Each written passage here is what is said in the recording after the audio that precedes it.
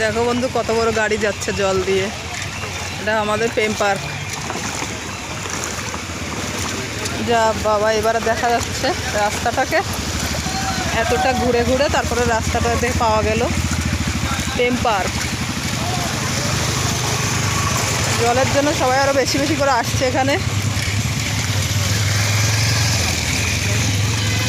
দেখো বন্ধু আমাদের প্রেম পার্ক কত সুন্দর, কিন্তু দুঃখের বিষয় ডুবে গেছে।